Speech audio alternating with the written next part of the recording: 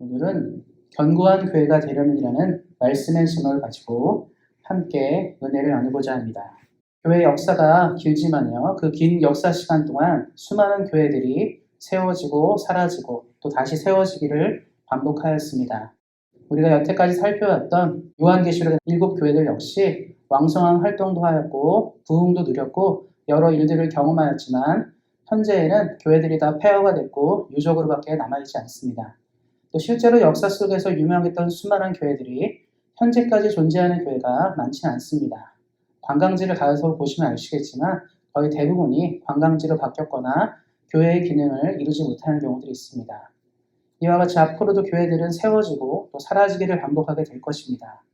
하지만 하나님께서는 한 개의 교회를 세우시고 하나님의 나라를 세우실 때 그 교회가 수명이 짧기를 바라지 않으셨을 것입니다. 교회가 세워진다는 것은 그 교회를 통해서 하나님의 구원과 하나님의 사역이 넓어지기를 원하실 것입니다. 우리 온세한교회도 벌써 몇 년의 시간들을 보냈는데요. 앞으로를 생각하실 때 어떤 성도님들은 우리 교회가 얼마큼 더 오래 갈 수 있을까를 고민하시는 분들 계실 것이고요. 또 어떤 분들은 이 교회가 잘 되지 않을까를 생각하는 분도 있을 것입니다. 그러나 이것에 대한 정답은 우리 스스로가 갖고 있지 않고 말씀을 통하여 그 대답을 찾을 수 있어야 합니다. 그래서 요한일서 말씀을 통해 견고한 교회, 하나님께서 원하시고 영원토록 지키시는 교회에 대해서 한번 생각해보고 은혜를 나누고자 합니다. 우리가 위기와 환난의 순간에 좋은 교회를 이루고 싶다는 마음들을 하게 되는데 사실 최근에 뉴스를 통해서 들었던 소식은 이제 한국도 그렇고 캐나다도 그렇고 세계 많은 나라들이 그런 것 같아요. 교회들이 코로나의 위기를 견디지 못하고 수많은 교회들이 문을 닫았다는 뉴스를 들었습니다. 규모가 좀 있고 재정도 있고 사람들이 좀 많은 교회는 그래도 버틸 수 있는데 대체로 좀 작은 교회들 있죠. 아주 소수회가 모이는 교회들은 감당하지 못하는 것이죠. 왜냐하면 월세도 내야 되고 여러 가지 지출할 비용들이 있는데 아무런 활동이 있지 않기 때문에 교회들이 문을 닫는 것들도 많이 보게 됩니다. 그럴 때 우리가 생각하는 것은 이 교회가 사람이 없어서 망하는 건 아닐까? 또 이 교회가 뭔가 돈이 없기 때문에 무너지는 건 아닐까? 이런 생각들을 좀 많이 하게 됩니다. 그래서 사람들이 생각하는 것은 먼저 생각할 때 교회가 좀 안정감 있고 뭔가 좀 튼튼하려면 좀 많은 사람들이 모여들고 많은 재정들이 모여들고 이런 인프라 같은 게 좋아야 된다고 생각합니다. 그런데 우리가 성경을 쭉 읽다 보면 하나님이 한 번도 언급하지 않았어요. 사람이 없어서 교회가 무너지고 재정이 없어서 교회가 무너지고 무엇이 없어서 무너진다는 말을 성경은 얘기하지 않습니다. 그래서 우리는 성경에서 교회가 어떻게 하면 더 튼튼하고 건강한지를 계속적으로 찾아봐야 한다고 생각합니다. 그렇지 않게 되면 우리도 세상 사람들의 논리처럼 교회 공동체를 이해하기 때문입니다. 세상 사람들은 공동체를 이해할 때 한 가지를 생각해요. 그건 뭐냐면 재정적 규모와 어떤 일들을 하는지를 많이 본다는 것이죠. 그래서 많은 회사들이 문을 닫고 또 회사들이 창업하면서 튼튼하게 가는 이유들은 거기에 있습니다. 그래서 향후 10년, 20년을 기준할 때 어떠한 산업들이 인기를 끌 것이고 어떠한 산업이 회사들이 또 시대를 이끌어 갈 것인가 얘기할 때 4차 산업이다 이런 얘기도 굉장히 많이 나오죠. 과거랑 지금이랑 이제 경제적인 부분도 많이 달라졌기 때문에 회사도 다릅니다.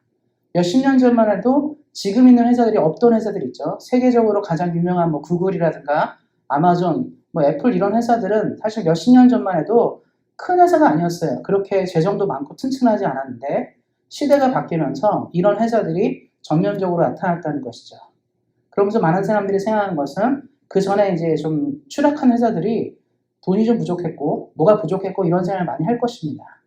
그런데 우리가 봐야 되는 것은 목적과 방향이 시대를 좀 읽지 못하게 되면 넘어지게 되는 것인데 교회도 그렇습니다. 교회도 우리가 사는 시대를 잘 이해하고 우리가 살고 있는 시대가 어떻게 가는지를 보기 시작한다면 조금 더 존속할 수 있는 것이죠.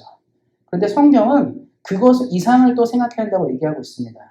교회가 견고하고 튼튼해지기 위해서 가장 필요한 것은 바로 하나님을 아는 것, 예수님을 아는 것이기 때문에 그렇습니다. 그래서 견고한 교회가 되기 위해서 필요한 첫 번째 전제 조건은 예수님을 온전히 아는 것입니다. 그래서 1장 1절 말씀에 나와 있는데요. 태초부터 있는 생명의 말씀에 관하여는 우리가 들은 바요, 눈으로 본 바요, 자세히 보고 우리의 손으로 만진 바라. 이 당시 사람들이, 그러니까 이 말씀이 기록될 당시 사람들은 예수님을 안다에 대해서 이렇게 표현하고 있어요. 듣고 보고 만졌다라는 표현을 사용하고 있습니다. 실제로 이제 이 요한일서를 기록한 사도 요한과 그의 친구들이죠. 예수님의 제자들은 예수님의 실존을 눈으로 보았고요. 예수님의 음성을 귀로 들었습니다. 그리고 심지어 도마 같은 사람은 자신의 손가락을 예수님의 창자국이나 못자국에 집어넣을 정도로 직접 만져봤다는 것이죠. 그래서 이 사람들은 예수님에 대해서 어떤 지식을 알고 있는 것이 아니라 예수님의 실체와 존재를 정확하게 만났다는 것입니다. 지금 전 세계에 많은 대륙들이 있죠. 5대양 6대주 얘기하는데 사실은 제7의 대륙 남극을 얘기합니다. 남극이 대륙이에요. 빙하로 좀 쌓여있지만 사실은 땅이죠. 그런데 우리가 남극에 대해서 정보를 듣습니다. 내셔널 지오그래픽이라든가 디스커버리 채널 이런 데서 설명을 해주죠. 과학자들이나 연구하는 사람들이 그곳을 탐사하면서 남극에는 어떤 식물들이 존재하고 남극에는 어떤 생명체가 존재하고 어떤 활동이 있고 기온은 어떻고 날씨는 어떤지를 연구해서 보고하고 발표합니다.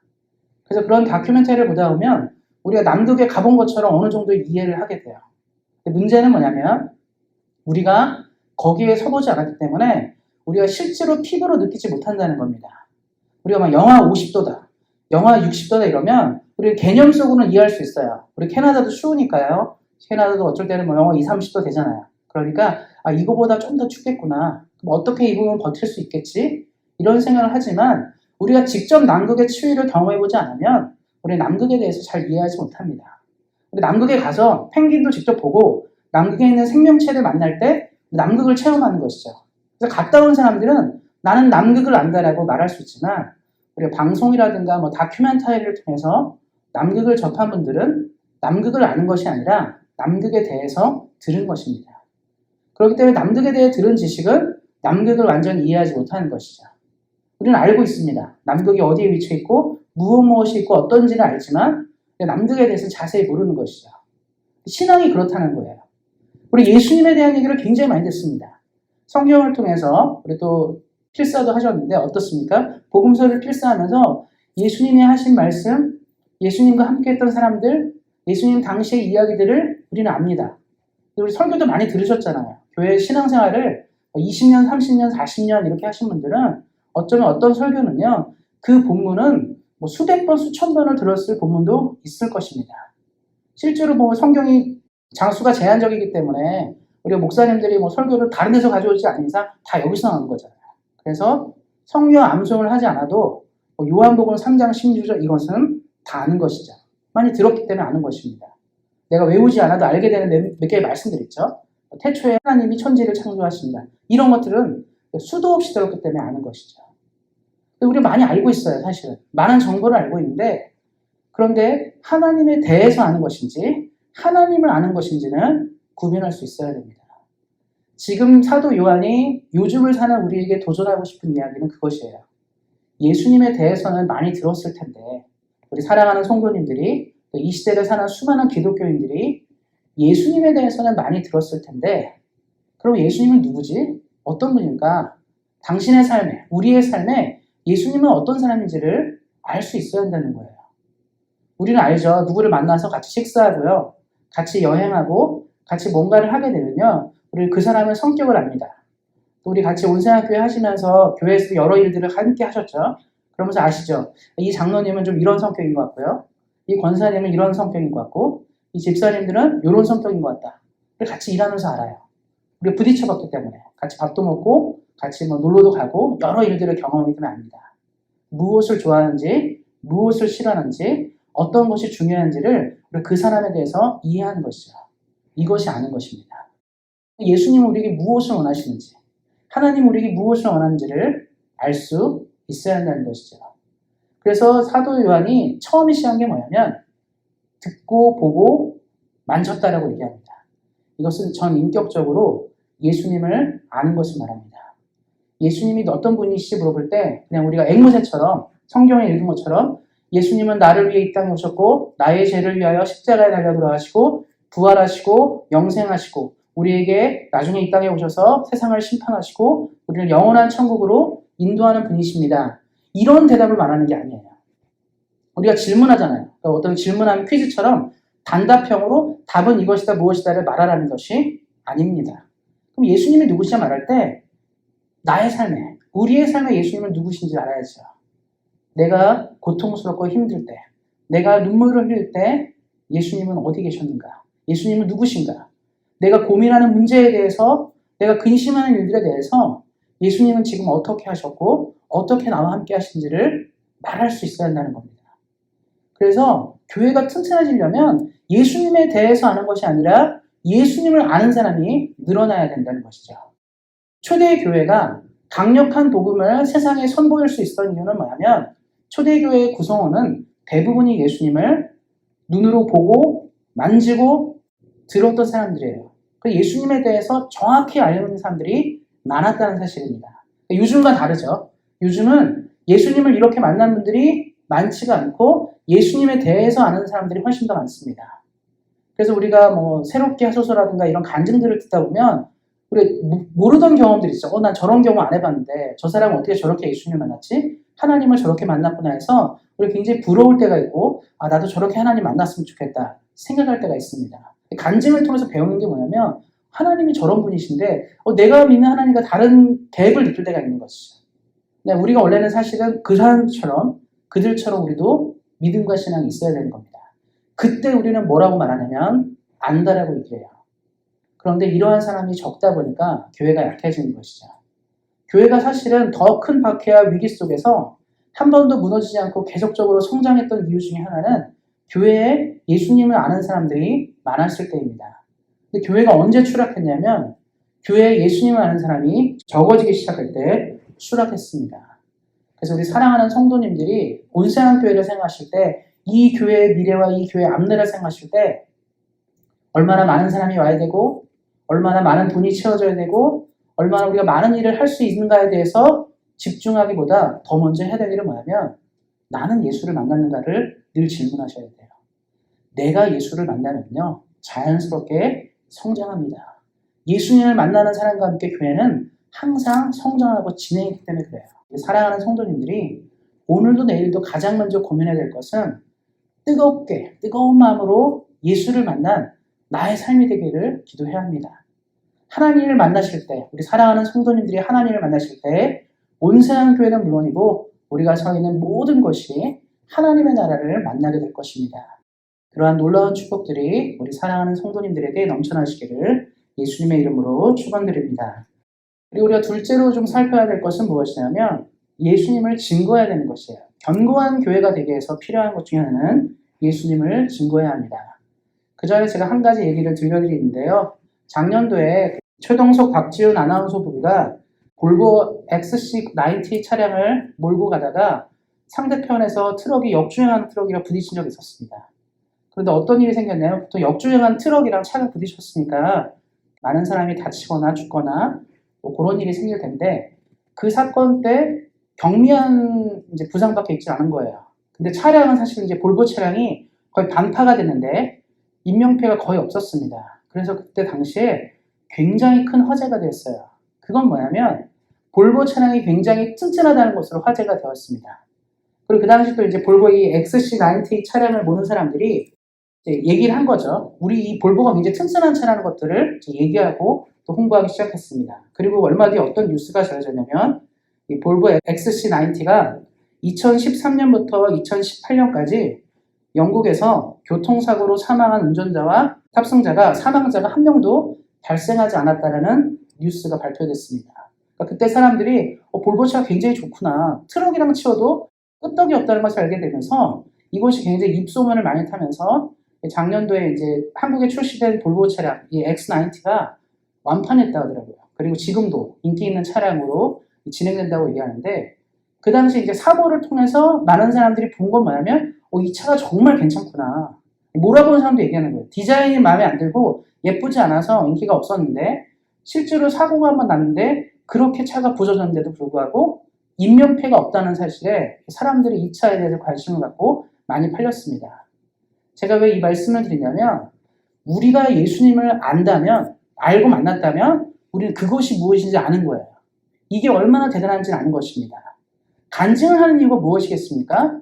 뭔가 만났기 때문에 그래요. 내가 예수님을 통해 어떤 은혜를 얻었고 하나님의 능력을 만나니까 참을 수가 없다는 것을 말합니다. 초대교회 때 이제 베드로라 요한이랑 이런 사람들이 복음을 전하다가 법정에 서는 경우도 있었어요. 유대인들 법정에 서는데 당시 유대인들이 뭐라고 많이 얘기했냐면 너네가 증거하는 예수를 증거하지 마라. 그는 이미 십자가에 달려 죽었지 않느냐. 너네는 왜 자꾸 예수를 얘기하느냐. 우리는 유대교가 중요하는데 왜 자꾸 그리스도 기독교를 얘기하는지에 대해서 참 못 살겠어요. 법정에서도 맨날 시비를 거는 거죠. 불러놓고 나면 소송하면서 얘기하는 거죠. 그때 이제 베드로가 뭐라고 말했냐면 내가 보고 들은 것을 말하지 아니할 수 없다. 내가 아무것도 모른다면 할 말이 없는데 내가 예수를 만났는데 그분이 정말 대단한 거예요. 내가 예수님을 만났는데 나의 삶의 문제가 예수님 때문에 해결되고 내가 고민하는 모든 일들이 예수의 이름 앞에서는 아무것도 아니라는 것을 그가 만난 것이죠. 베드로 어떤 사람입니까? 예수님 부인하고 막 이랬던 사람이었잖아요. 그럼에도 불구하고 그가 예수님을 제대로 만나니까 이제 참을 수가 없는 거예요. 이걸 얘기하고 싶어서. 우리도 이제 연세가 지셨으니까, 우리 성도님들도 연세가 지셨으니까 가장 많이 얘기하는 게 뭐죠? 어떤 뭐 몸에 좋은 뭐가 나왔거나 좋은 운동법이 나오면 우리 카톡에도 올리시고 뭐 이렇게 서로 보내기도 하잖아요. 고혈압에는 이게 좋다, 당뇨에는 이게 좋다, 뭐 무릎이 아프거나 허리가 아플 땐 이런 운동이 좋다. 그거 왜 얘기하는 거죠? 그거를 체험한 사람들이 방송에서 많이 얘기했어요. 이렇게 운동하면 건강하게 산다. 이런 거 섭취하시면 안전하다고 얘기를 합니다. 그거를 보고 우리 도전을 얻는 거예요. 아, 나도 몸이 좀 약한데, 나도 몸이 건강하지 않은데, 저 사람들 얘기를 들어보니까 내가 저렇게 하면 괜찮을 것 같아. 그러니까 뭐 식단도 그렇잖아요. 채소를 중심으로 식단을 짜거나 어떻게 운동하고 이런 게 나오는 게 뭐냐면 경험한 사람들이 얘기해 주는 거예요. 아, 이대로 사니까 정말 건강해진다. 열광하는 거죠. 한동안 뭐 한국도 보니까 뭐 야채 주스부터 해가지고 별거 다 유행했거든요. 뭐 오일 풀링 뭐 이런 거 다 유행했잖아요. 이게 뭐냐면 경험한 사람들이 얘기해서 그렇습니다. 그러면 인생의 가장 중요한 게 무엇입니까? 영생이에요. 생명입니다. 사람은 죽는 게 제일 무섭고 두렵습니다. 그런데 예수님을 만나면, 믿으면 영생과 부활을 얻는다고 성경이 누누이 강조하고 똑똑히 얘기하는 메시지가 있습니다. 그 메시지가 삶에서 살아있는 사람들은 참을 수가 없는 거예요. 우리 사랑하는 성도님들, 가족 중에 혹시 예수 믿지 않는 사람 있습니까? 아들, 딸 중에, 또 친구, 뭐 형제자매, 부모님, 뭐 이런 사람 중에 예수 안 믿는 사람들 있습니까? 그럼 우리가 영생과 부활, 이 생명을 우리가 안다면 이건 시급한 문제예요, 사실은. 우리가 이것에 대해서 민감하게 반응하시고 하나님의 은혜가 무엇인지 알고 생명과 복이 무엇인지 안다면 우리 여기서 가만히 있으면 안 돼요, 사실은. 몸에 좋은 것을 위해서는 계속 얘기하고 건강을 위해서 뭐를 위해서는 우리 애쓰지 않습니까? 그런데 우리 몸뚱아리는요, 사실 영원하지 않잖아요. 언제 죽을지 모르는 몸이고요. 최근에 뭐 뉴스 많이 보니까 오늘 건강하게 살다가 갑작스럽게 건물이 무너져 사람이 죽었어요. 너무 예상하지 못한 일 아닙니까? 어제까지만 해도 내가 설마 그렇게 죽을 거를 아무도 예상하지 못했습니다. 근데 그런 일이 생긴 거예요. 뭐 그것만 그렇습니까? 최근에 또 런던에서 차량 테러가 있었잖아요. 그래서 무슬림 가족들 몇 명 죽었다고 나오는데 어떻습니까? 전혀 예상하지 못한 거예요. 한가로운 주일에 그냥 가족끼리 나가다가 죽은 겁니다. 이런 세상 가운데 우리가 있죠. 또 어떻습니까? 코로나의 문제로 수많은 사람들이 생명을 잃었습니다. 우리는 안심할 수 없는 시대를 살아가고 있는데 그렇다면 무엇이 중요합니까? 하나님 늘 말씀하시잖아요. 예수님 늘 말씀하시잖아요. 나를 믿는 자는 영원히 살 것이고 죽어도 부활한다. 이런 얘기 막 하십니다. 예수님은 그래요. 이 세상에 무엇도 답이 되지 못하지만 나를 믿는 것은 대답이 된다라고 얘기하고 있습니다. 처음에 제자들도 안 믿었어요. 처음에 제자들도 거기까지 생각 못했습니다. 예수님이랑 같이 가니까 밥도 먹고 예수님이 놀라운 기적도 행하니까 병든 자도 낫고 죽은 자도 살리는 것도 보고 여러 일들을 경험하면서 그래 예수님이랑 다니니까 뭔가 떨어지는 게 있구나를 배웠습니다. 근데도 그 사람들 그때는 자세히 몰랐어요. 근데도 자세히 몰랐다가 예수님을 제대로 알기 시작하는 순간 그들이 눈이 번쩍 뜨는 거예요. 이거 예수님을 버리고 살 수는 없겠구나. 예수님 없는 인생은 아무것도 아닌 것을 깨닫기 시작한 다음에 너무나 좋으니까 집에 꽁꽁 숨겨둔 것이 아니라 그 다음부터 문을 열고 나갔어요. 지금 당신의 인생에 가장 중요한 것이 무엇입니까? 지금 당신의 삶에 가장 급한 문제가 무엇입니까? 예수님을 만나셔야 합니다. 예수님을 만나는 것만이 인생을 달라질 수 있습니다라고 베드로는 외쳤습니다. 제자들이 외쳤어요. 그들이 만나고 경험한 것들을 증거해야 한다고 생각하기 때문입니다. 현대의 교회들이 건강하지 못하게 된 이유 중에 하나는 뭐냐면 교회가 이제 세상을 향해 나가지 않고요. 점점 우리끼리만 뭉치기 시작한 거예요. 더 이상 나가지 않는 거죠. 복음을 증거하고 하나님 나라를 증거하는 것이 부담스럽습니다. 뭐 종교 다원주의 시대고 불교를 믿던 천주교를 믿던 이슬람교를 믿던 다 존중받는 시대인데 어디 나가서 뭐 기독교가 제일 중요하다 말하는 것은 굉장히 편협해 보여요. 그러니까 점점 교회도 그렇고 사람들도 그렇고 복음을 증거하고 예수를 증거하는 일에 점점 관심을 잃어갑니다. 그런데 우리가 물론 어떤 진리를 증거하고 어떤 얘기를 할 때 어떤 이론을 설파할 때는 그럴 수 있다고 생각하는데 정말 예수님 안에 생명이 있다면 우리 지체할 수가 없는 것이죠. 우리 누가 사고를 당하거나 어려움을 겪게 되면 제일 먼저 하는 일이 뭐죠? 한국은 119, 캐나다는 911. 왜 전화하는 것이죠? 거기 그 사람이 빨리 와야 시급하게 죽어가는 사람을 건져낼 수 있는 인력이 오기 때문에 뒤도 보지 않고 전화를 거는 거죠. 지금 누가 아프고 지금 사고 당했고 어떤 일이 생겼으니까 얼른 와주세요라고 얘기하는 것입니다. 시급해서 그래요. 이 사람을 살릴 수 있는 사람들이 그들이라고 생각하기 때문에 우리 지체 없이 전화를 돌리고 얘기합니다.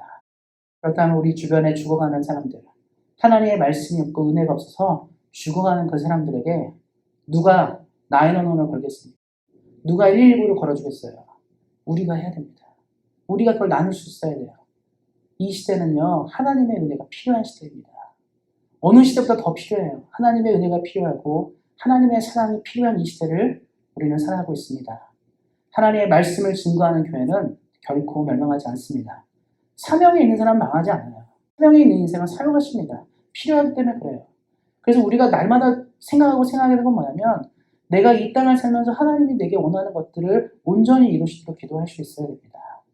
온세아 교회가 존재하는 이유는 무엇입니까? 이 땅의 많은 교회 중에 하나의 교회로 존재하는 것입니까? 아니면 우리가 여전히 주를 위해 해야 될 일이 있기 때문에 우리가 존재하는 것입니까? 이 질문을 할 수 있어야 됩니다. 그리고 우리 사랑하는 성도님들이 하나님 앞에 쓰임받는 교회가 되고 쓰임받는 삶이 되어서 하나님이 기뻐하시는 또 하나님이 기뻐하는 인생을 주로부터 살아가시기를 예수님의 이름으로 축원드립니다.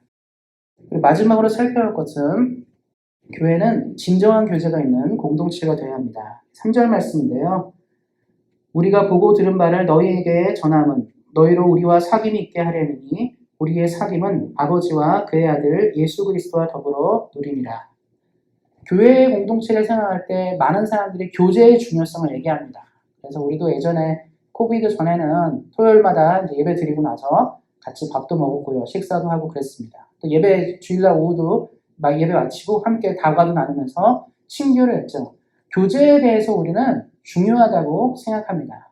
왜냐하면 서로 좀 알고 지내는 것이 매우 필요하기 때문에 그렇습니다. 그런데 우리가 좀 한 번 더 생각해 봐야 될 건 뭐냐면 하나님이 우리에게 정말 원하는 교제는 무엇일까를 생각해야 되는 거예요. 가족을 한번 생각해 보세요. 우리 사랑하는 성도님들 아들, 딸이 있으시고 또 형제들이 있고 부모님도 계셨을 텐데 어떻습니까? 가족이 있죠. 그럼 가족이라는 개념을 생각할 때 우리는 무엇으로 이 가족의 친밀함, 가족의 안정감 있는 것을 말할까요? 단지 때가 되면 어머니 날이 되고 아버지 날이 되니까 같이 모여서 식사 한번 하고 때 되면 안부 전화하고 같이 그렇게 하는 것으로 우리는 그걸 가족이라고 규정할 수 있을까요? 가족은 뭔가 위로가 되고 뭔가 우리가 쉴 수 있는 곳이 되어야 됩니다. 가정을 얘기할 때 홈이라고 하잖아요. 홈. 이 홈이 뭡니까? 내가 쉴 수 있는 곳이에요. 생각만 해도 따뜻한 곳이죠. 우리 고향을 홈타운이라 얘기한 건 뭐냐면 생각만 해도 마음이 따뜻해지고 내 마음이 쉴 수 있는 곳을 얘기하는 거 아닙니까? 가족이 그런 곳이 돼야 되는 거죠. 근데 현대의 문제는 뭐냐면 가족이 그렇지 않아요. 때 되면 그냥 밥만 먹고 헤어지는 사회고 아들이 무엇을 고민하는지 딸이 무엇을 고민하는지 잘 알지 못하는 시대 가운데 있습니다. 심지어는 남편과 아는 사이에도 뭐 때문에 고민하고 고통하는지를 잘 몰라요. 그러니까 현대 많은 사람들이 가족에서조차도 쉬지 못해서 가정에서조차도 마음을 나누지 못해서 자살도 하는 것입니다. 내가 쉴 수 있는 곳이 한 군데만 있으면요 사람이 안 죽는데요. 그런데 더 이상 어디도 쉴 데가 없고 내 마음을 이해할 만한 곳이 없다고 생각하니까 사람들이 그런 선택도 하는 것입니다. 교제는 무엇이냐? 가족이 무엇이냐? 이것이거든요. 그럼 이걸 교회로 한번 가져와서 우리 사랑하는 성도님들이 한번 질문해 보셨으면 좋겠어요. 교회는 내 마음이 쉬는 곳이냐? 내 영이 쉬는 곳이냐? 하나님의 은혜 가운데 우리가 이 형제자매를 만나서 마음이 즐겁고 행복한 곳이냐? 이 질문이 필요하다는 것이죠. 진정한 교제가 사라지는 교회는 존속하기가 어렵습니다. 우리가 함께 모여서 우리 같이 믿음의 가정과 믿음의 식구들이죠. 함께 예수님이라는 이름으로 살아가는 우리 모두인데 그것을 지켜가기 위해서 애쓰고 노력한 것이거든요. 과거의 교회들은요. 예수님 이름으로 모여서 함께 그것을 지켜가기 때문에 교회 공동체가 사랑이 있었고 교회 공동체에 은혜가 있었습니다. 가장 중요한 그 복음 하나를 모였기 때문에. 근데 요즘의 교회들이 그렇지가 않아요. 교회들이 보면 그렇지가 않습니다. 저는 그 얘기를 못 들은 지 오래된 것 같아요. 교회 마음이 좀 쉬러간다. 하나님의 은혜 때문에 내가 쉼과 은총을 얻기 위해 교회에 있다. 이런 말을 많이 못 들었습니다. 점점 사람들이 교회를 출석하는 이유들이 다른 이유가 많죠. 교회 가면 친구가 많다. 교회 가면 뭐가 있다. 뭐 그렇게 많이 오는 것이죠. 저도 이제 구세군 교회를 좀 다닌 적이 있었는데요. 구세군 보면 재밌는 게 뭐냐면 구세군에 사람들이 좀 많이 있어요. 다양한 민족들이 보이고 같이 예배를 드리는데 그 중에서 뭐 믿음이 있어서 다니시는 분도 있는데 일부는요. 구세군은 이제 푸드 서비스를 좀 해요. 푸드뱅크를 운영하니까 그거를 나눠주는데 그런 것 때문에 다니는 분들이 좀 있어요. 예전에 제가 이제 실습 때문에 구세군에서 일했는데 거기 이제 할머니시거든요. 나이 좀 많이 드신 할머니인데 그분은 이제 기독교가 아니고 이슬람교인데 여기서 주는 게 많으니까 그냥 오시더라고요. 그래서 종교의 의미가 없고 여기서 뭐 나눠주는 게 좋으니까 오는 거거든요. 그렇게 와서 이제 받아먹고 가고 이런 거죠. 그러니까 사람들이 자꾸 예수를 만나러 오는 게 아니라 구세군 푸드 서비스가 괜찮으니까 뭐 먹을 것도 주고 뭐 괜찮은 거 주니까 가는 거고 또 거기서 뭐 공부도 가르쳐주고 공부방도 하고 이러니까 이렇게 보내는 거더라고요. 그러니까 교회가 뭔가 튼튼해 보이지 않고 약한 거예요. 신앙으로 똘똘 뭉치고 은혜가 똘똘 뭉쳐서 뭔가 사랑과 은혜가 넘쳐야 되는데 그런 게 없어도 너무 없는 것이죠. 근데 이런 교회가 뭐 거기만 그러겠습니까? 이 땅에 많은 교회들이 그럴 거라 생각해요. 우리 사랑하는 성도님들은 그래서 온세한 교회를 생각하실 때 그런 교회를 만드셔야 돼요. 내 마음이 쉴 수 있는 거. 우리 성도님들, 사랑하는 성도님들, 자녀들이 멀리서 사시는 경우도 많이 있고 한국에서 사시는 경우도 많이 있고 뭐 그렇지 않습니까? 대부분 지금 뭐 두 분이서 사시거나 또 자녀들은 다른 데 살거나 그렇잖아요. 그러면 우리가 그런 형제 자매가 돼줘야죠.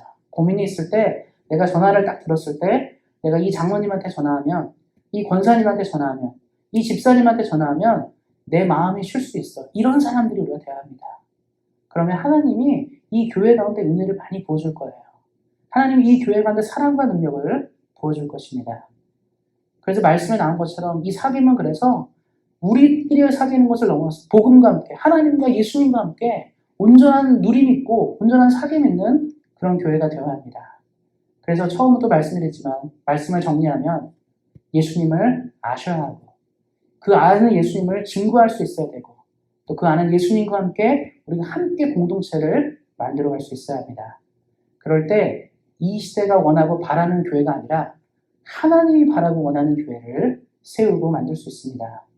우리 온세한 교회가 하나님께 기억되고 하나님이 사용하고 하나님이 원하는 교회가 되어 이 시대 가운데 우리를 불러오신 이후에 정확한 대답을 주님께 올려드리는 주의 교회가 되기를 예수님의 이름으로 축원드립니다. 기도하겠습니다. 하나님 우리에게 은혜를 허락하시고 소망하시는 하나님께 감사를 드립니다. 주의 사랑하는 온세한 교회가 하나님이 기억하는 견고한 교회가 되어 흔들리지 않는 믿음으로 시대를 움직이게 하시고 하나님의 사랑과 능력을 증거하여 하나님이 기뻐하는 교회로 우뚝 서게 하시기를 기도합니다. 우리 사랑하는 성도님들의 삶의 많은 문제와 고민들이 교회를 통해 해결되게 하시고 서로 사랑하고 이해하는 가운데 아름다운 주의 나라를 이루게 하시고 우리의 믿음의 확신을 통해 수많은 사람들을 건져내는 아름다운 교회가 되도록 함께 하시기를 기도합니다. 우리에게 가장 좋은 것들을 주신 하나님께 감사하며 우리 주 예수 그리스도의 이름으로 기도하였습니다. 아멘.